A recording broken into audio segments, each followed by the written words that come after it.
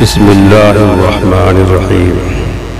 سورہ حجرات کی آیت نمبر 13۔ اللہ تعالیٰ فرماتا ہے یا ایھا الناس انا خلقناکم من ذکر و انثی وجعلناکم شعوبا وقبائل لتعارفوا ان اکرمکم عند اللہ اتقاکم ان اللہ علیم خبیر۔ اے لوگو، ہم نے پیدا کیا ہے تمہیں ایک مرد اور ایک عورت سے، اور بنا دیا ہے تمہیں مختلف قومیں اور مختلف خاندان تاکہ تم ایک دوسرے کو پہچان سکو۔ تم میں زیادہ عزت والا اللہ تعالیٰ کی بارگاہ میں وہ ہے جو تم میں زیادہ متقی ہے، پرہیزگار ہے۔ بے شک اللہ سب کچھ جانتا ہے، اس کو ہر چیز کی خبر ہے۔ دور جاہلیت کے عرب دوسری تمام خرابیوں کے ساتھ ساتھ تفاخر کی بیماری میں بری طرح مبتلا تھے۔ آپس میں ایک دوسرے پر فخر کرنا، وہ اپنے آپ کو سب سے برتر، اشرف اور اعلیٰ خیال کرتے تھے، اور ان سب میں قریش کے فخر و مباحات کی شان ہی الگ تھی۔ جب مکہ مکرمہ فتح ہوا اور اس کی فضاؤں میں اسلام کا پرچم لہرانے لگا تو حضور اقدس رحمت عالم صلی اللہ تعالی وسلم نے حضرت بلال رضی اللہ تعالیٰ عنہ کو یاد فرمایا اور حکم دیا کہ کعبہ کی چھت پر چڑھ جاؤ اور اذان دو۔ تعمیل ارشاد میں حضرت بلال رضی اللہ عنہ نے کعبہ کے اوپر چڑھ کر اذان دینی شروع کی۔ جیسے ہی آپ نے اذان دینی شروع کی تو قریش کے شرفاء پر رنج و غم کا پہاڑ ٹوٹ پڑا۔ ان کے دلی حزن و ملال کا اندازہ اس مکالمہ سے لگائیے جو ان میں ہوا۔ آپس میں ان میں کیا مکالمہ ہوا جب اذان ہو رہی تھی؟ عتاب بن اسید بولا، اللہ کا شکر ہے میرا باپ یہ روح فرسا منظر دیکھنے سے پہلے مر گیا۔ حارث بن ہشام کہنے لگا کہ اس کالے کوے کے بغیر محمد کو اور کوئی مؤذن نہیں ملا صلی اللہ علیہ وسلم۔ سہیل بن عمرو نے کہا جیسے اللہ کی مرضی۔ ابو سفیان نے کہا میں تو کچھ نہیں کہتا، ایسا نہ ہو کہ ہماری اس گفتگو پر اللہ تعالیٰ اس کو آگاہ کر دے۔ اسی وقت یہ آیت نازل ہوئی اور ان کے اس ظلم باطل کو پاش پاش کر کے رکھ دیا۔ آپس میں دوسرے پر فخر کرنا، یہ تفاخر کا نظریہ صرف جاہل اور غیر مہذب عربوں تک ہی محدود نہ تھا، بلکہ روئے زمین پر جو متمدن اور تہذیب والی قومیں آباد تھیں وہ سب کی سب کسی نہ کسی صورت میں اس بیماری میں مبتلا تھی۔ کہیں اپنی نسل و قومیت پر فخر کیا جاتا تھا، کہیں ان کے وطن کی سرزمین ان کی بڑائی اور برتری کا باعث تھی، کہیں زبان و رنگ وجہ افتخار بنے ہوئے تھے۔ اس فاسد نظریے نے مختلف قوموں کو متحارب گروہوں میں تقسیم کر دیا تھا۔ ہر قوم اپنی نسلی شرافت اور اپنے خطے زمین کی عظمت کے باعث اپنا یہ حق سمجھتی تھی کہ وہ دوسرے ممالک کو تخت و تاراج کر دے، ان کی دولت کو لوٹے، ان کے باشندوں کو اپنا غلام بنائے اور انہیں اپنے مقاصد کے لیے استعمال کرے۔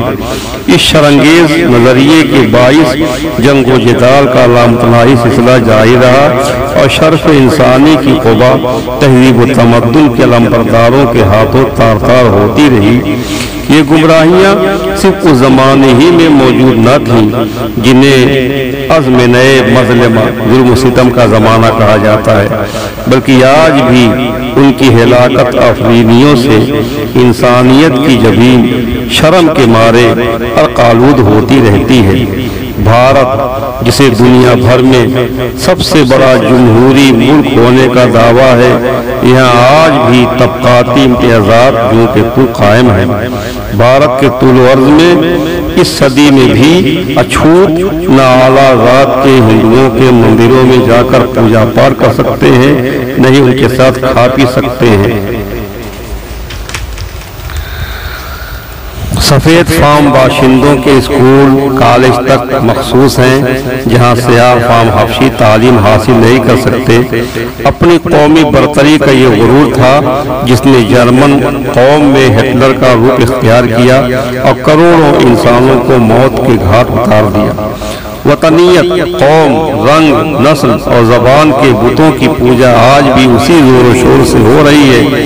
اس مختصر سی آیت میں ان تمام بنیادوں کو منہدم کر کے رکھ دیا جن پر مختلف قوموں نے اپنی اپنی برتری اور شرافت کے ایوان تعمیر کر رکھے تھے۔ فرمایا، اے لوگو، تم ایک ہی باپ اور ایک ہی ماں کی اولاد ہو، تمہاری نسل کا سلسلہ اس ایک اصل سے جا کر ملتا ہے، تمہارا خالق بھی ایک ہی ہے، تمہارا مادہ تخلیق بھی یکساں ہے، تمہاری پیدائش کا طریقہ بھی ایک جیسا ہے۔ اتنی سب باتوں میں برابری کے باوجود تمہارا ایک دوسرے پر برتری کا دعویٰ سراسر کم فہمی اور نادانی ہے۔ اولاد آدم کا مختلف قبیلوں اور خاندانوں میں بٹنا اس لیے نہیں یہ قبیلہ دوسرے قبیلے کو حقیر سمجھے اور اپنے آپ کو اشرف و اعلیٰ خیال کرے، بلکہ اس لیے ہے کہ تم ایک دوسرے کو پہچان سکو اور باہمی معاملات میں گڑبڑ پیدا نہ ہو۔ بسم اللہ الرحمن الرحیم۔ سورہ حجرات کی آیت نمبر 13 کا ایک حصہ رہ گیا تھا۔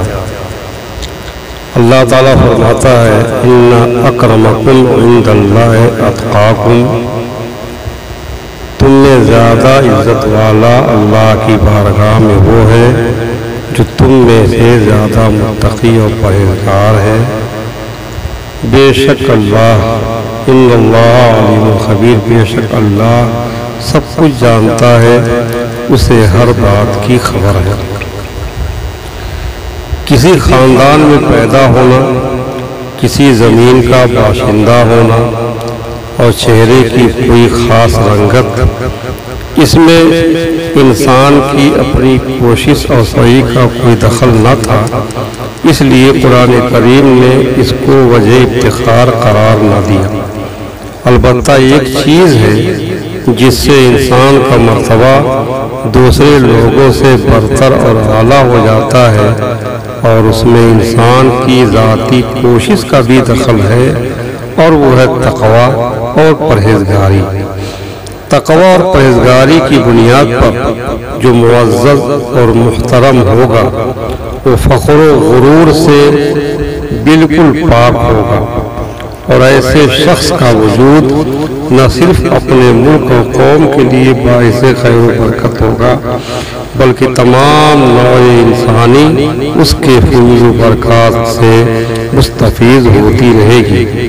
حضور رحمت عالم صلی اللہ تعالی علیہ وسلم نے مختلف مواقع پر بڑے اثر انگیز انداز میں اس حقیقت کو بیان فرمایا ہے۔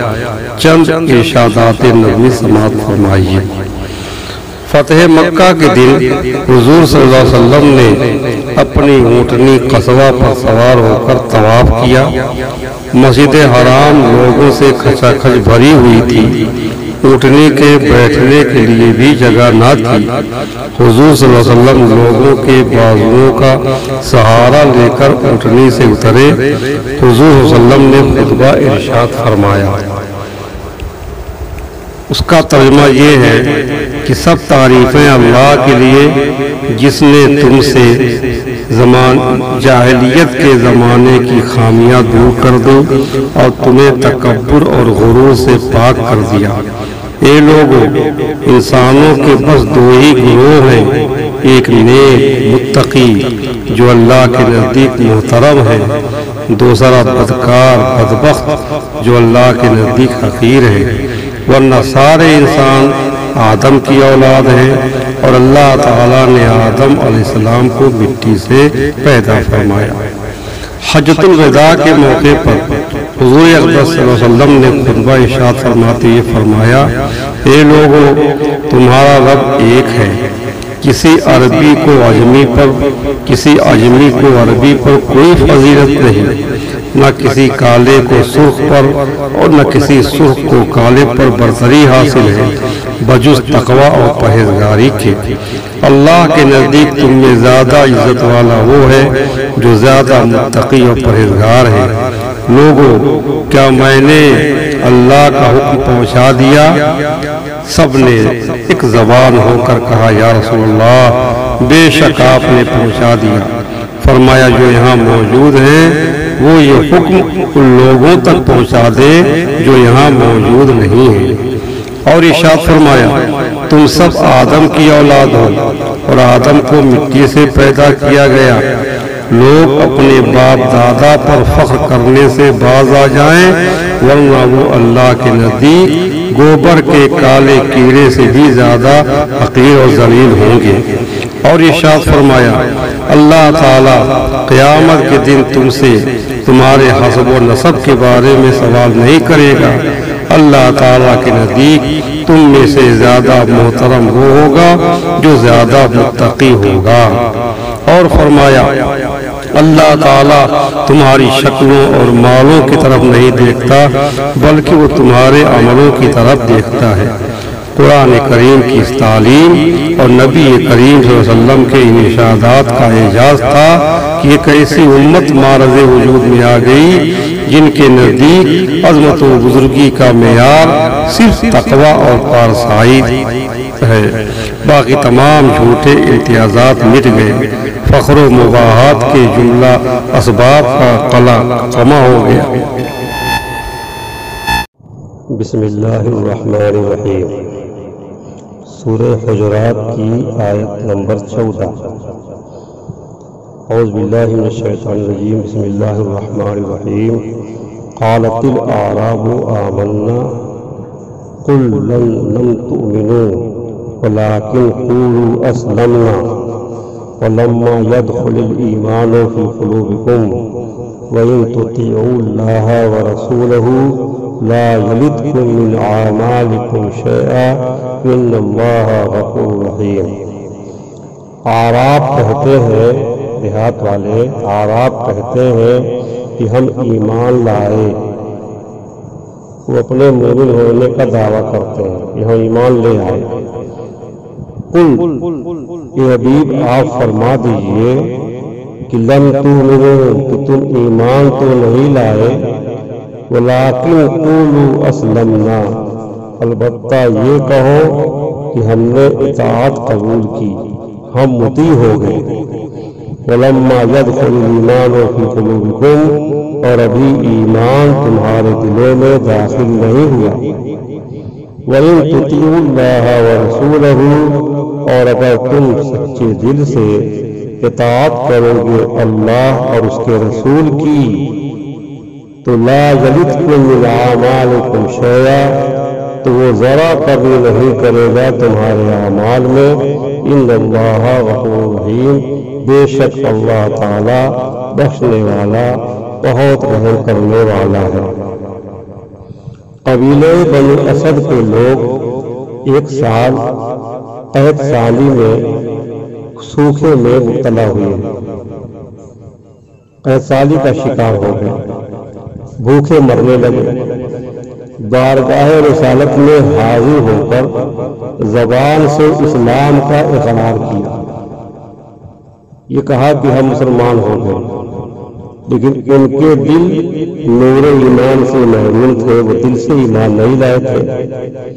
انہوں نے مدینے کے راستوں کو غلاظت اور گندگیوں سے بھر دیا۔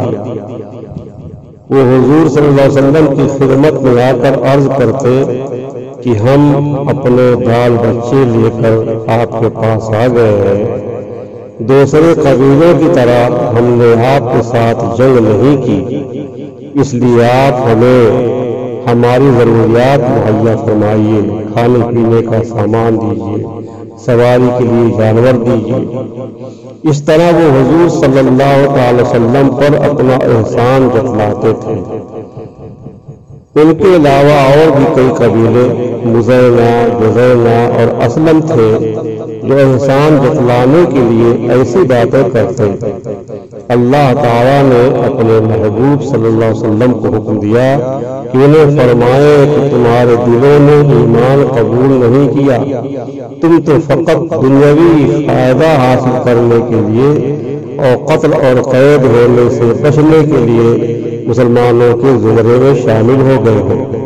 اگر تم اللہ تعالیٰ اور اس کے رسول صلی اللہ علیہ وسلم کی اطاعت کو اپنا شعار بناؤ گے تو تمہارے تمام اعمال کا پورا پورا اجر دیا جائے گا۔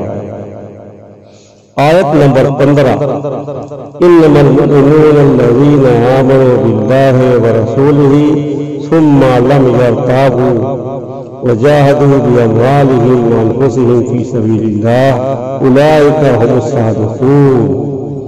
کامل ایمان والے تو وہی ہیں جو ایمان لے آئے اللہ اور اس کے رسول پر، پھر اس میں کبھی شک نہیں کیا اور وہ جہاد کرتے رہے اپنے مالوں اور اپنی جانوں کے ساتھ اللہ کی راہ میں۔ یہی لوگ سچے ہیں، یہی لوگ راست باز ہیں۔ بنی اسد کے اعراب اپنے آپ کو زبانی اقرار کے بعد مسلمان خیال کرتے تھے۔ اس آیت میں سچے مومن کی وضاحت کر دی کہ ہر شخص جو اپنے آپ کو مسلمان سمجھتا ہو، جو اپنے آپ کو مسلمانوں کے گروہ میں شامل کر دے، وہ مومن کہلانے کا مستحق نہیں ہے، بلکہ اس کے لیے ضروری ہے کہ اس کا دل ہر شک اور شبہ سے پاک ہو، اور جب اسلام کی سربلندی کے لیے مال اور جان قربان کرنے کا موقع آئے تو بلا تعامل ہر چیز بخوشی قربان کر دے۔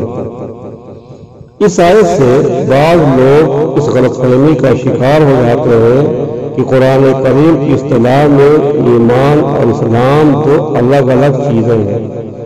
مومن وہ کہلاتا ہے جس کا دل نور ایمان سے منور ہو، اور مسلمان اسے کہتے ہیں جو بظاہر مطیع اور فرما بردار ہو اگرچہ اس کا دل ایمان سے محروم ہو۔ ایسا سمجھنا کم فہمی کی دلیل ہے۔ قرآن کریم کی بہت سی آیتیں ہیں جو اس کی تردید کرتی ہیں۔ ارشاد ہے ان الدین عند اللہ الاسلام، یقیناً اللہ تعالیٰ کے نزدیک مقبول دین صرف اسلام ہے۔ اس میں اسلام کو دین کہا۔ حضرت ابراہیم علیہ السلام کے متعلق ہے ما کان ابراہیم یہودیا ولا نصرانیا ولکن کان حنیفا مسلما۔ حضرت ابراہیم علیہ السلام نہ یہودی تھے نہ عیسائی، بلکہ یکسر اللہ کی طرف مائل ہونے والے مسلم تھے۔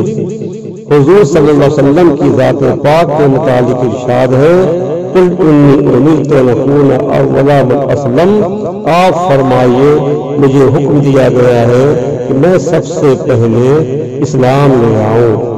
اس لیے اب شریعت میں اسلام اور ایمان دونوں ایک ہی چیزیں ہیں۔ بسم اللہ الرحمن الرحیم۔ سورہ حجرات کی آیت نمبر 16۔ اعوذ باللہ من الشیطان الرجیم، بسم اللہ الرحمن الرحیم۔ قل اتعلمون اللہ بدینکم، تم فرماؤ کیا تم اللہ کو اپنا دین بتاتے ہو؟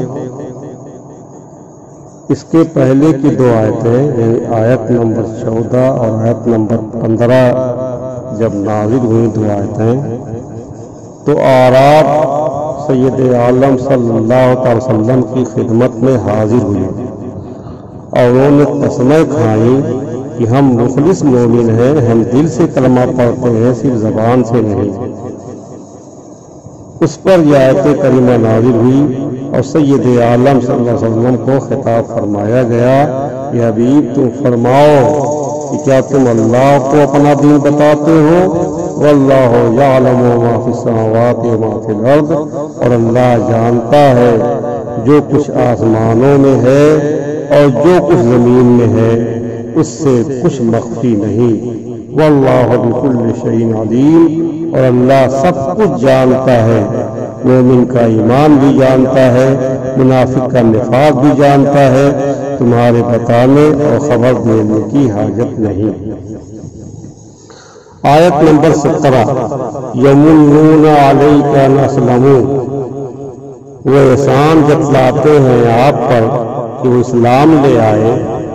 قل لا تمنوا علی اسلامکم، آپ فرمائیے کہ مجھ پر مت احسان جتلاؤ اپنے اسلام کا، بل اللہ یمن علیکم ان ہداکم للایمان ان کنتم صادقین، بلکہ اللہ نے احسان فرمایا ہے تم پر کہ تمہیں ایمان کی ہدایت بخشی اگر تم اپنے ایمان کے دعوے میں سچے ہو۔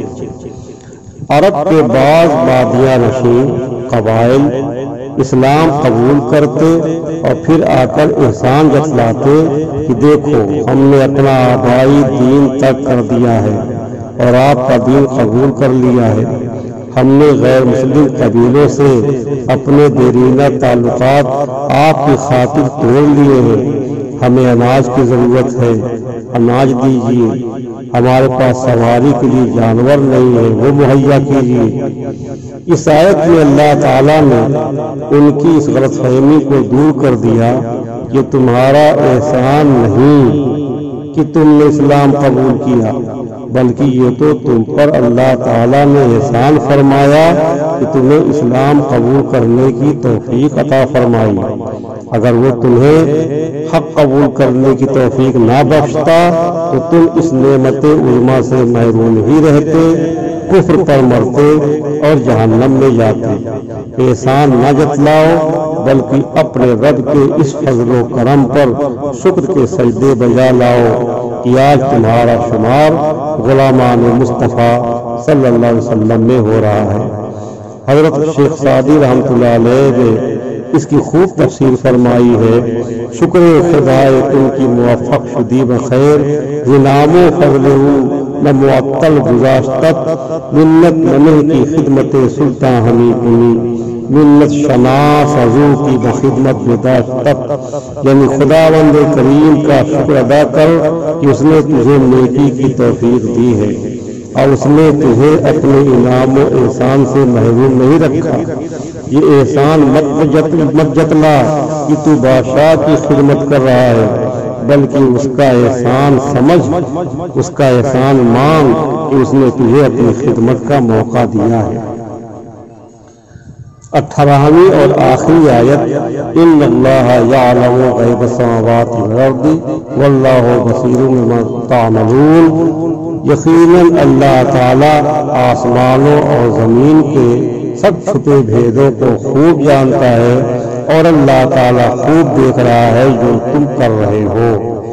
یہ بندے تیرا معاملہ اس خدا سے ہے جس کا علم کائنات کے ذرے ذرے کو محیط ہے، آسمانوں اور زمینوں کی بے کرا وسعتوں میں کوئی چیز بھی تو ایسی نہیں جو اس سے مخفی ہو۔ فراز عرش سے لے کر قعر زمین تک جب ہر چیز اس کے سامنے آیا ہے تو تیرے دل کی مختصر سی دنیا کا کوئی گوشہ اس سے پوشیدہ کیسے رہ سکتا ہے؟ ایسے علیم و خبیر و بصیر کے ساتھ معاملے کی بنیاد مکر و نفاق پر جو رکھتا ہے وہ پرلے درجے کا احمق ہے۔ دانا اور خوشبخت وہ ہے جس کا ظاہر و باطن یکساں ہے، جس کی زبان بھی اس کے ذکر میں مشغول اور اس کا دل بھی اس کی یاد سے معمور رہتا ہے، جس کا بدن بھی اس کا فرما بردار اور جس کی روح بھی اس کی بندگی پر نازا اور شاداں رہتی ہے۔